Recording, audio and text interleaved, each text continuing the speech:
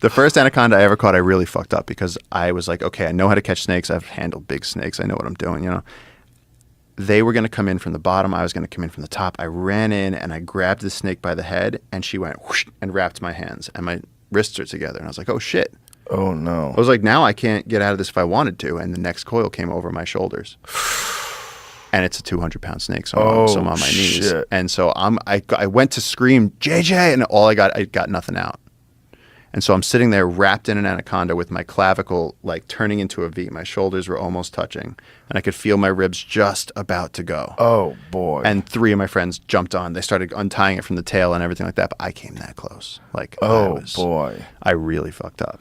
Oh, boy. Look at the size of that thing. Yeah. Is that the one? That is not the one. That is. Oh, look at the size of that thing. And that's not even as big as I get. How big is that one? That one is 18 feet 6 inches. That's big.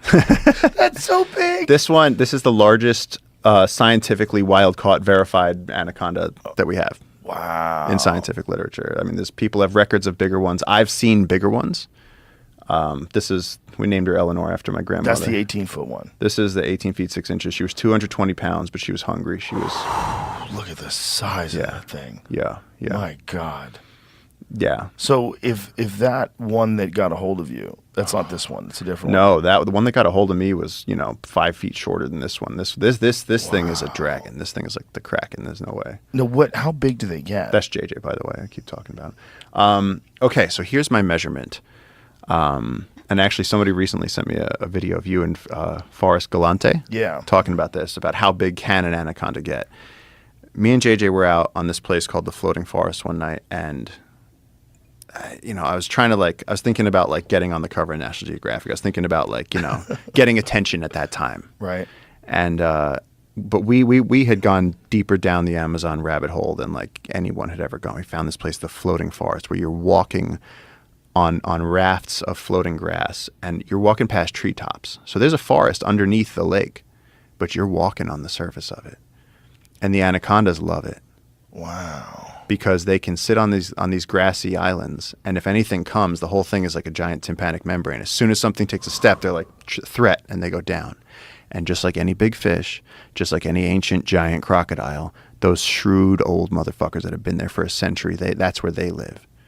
And so we were out there at 2 o'clock in the morning, and we're walking on these grassy rafts, and JJ's going, this is anaconda. And I went, that is not anaconda, because the grass was pushed down, but it was this big.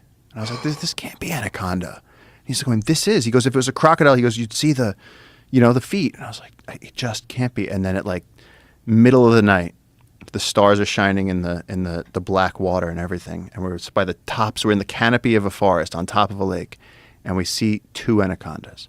One of them is so big that I would say it was probably 24, 25 feet. Gigantic. That was an 18-footer. Then there was another a 16-footer on it. And my first response was, we have to catch this snake. And so I jumped on it. I just didn't think about it. I just jumped on the snake. Oh, my God. And so the snake, and, I always say pics or it didn't happen. But this was the middle of the night. I jumped on the snake.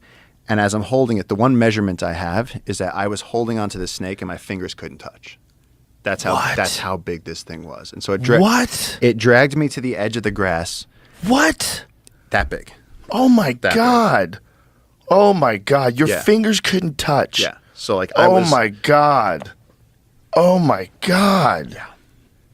Dude, that's so big. It's so fucking big. And people said, "Oh, did it eat something?" And it's like, no, that was how big the snake was. And I know, because when she got to the edge of the grass, I dipped in head first. And this snake could have turned around and just eaten me. She didn't. Her head was bigger than a Rottweiler. It's bigger than Marshall's. Oh my God. But she dove into the water. Her idea is just escape, stay alive. So she goes down, and my face poked into the water, and I was like, fuck that. You look straight down into hell down there. And I was sitting there holding onto the grass with this giant anaconda rushing by me, 25 feet of anaconda slithering past me. And I put my hand on her. And as she went by, my hand eventually went, and then her tail slipped by me. And I was just alone in the dark in the Amazon. And I'd just seen this dragon. And then I turned around and went, what the fuck happened to JJ? And JJ's just standing there, and he turned completely white. And he was just, his circuits were blown. He was like, and I was like, you could have helped. I was like, you could have helped, man.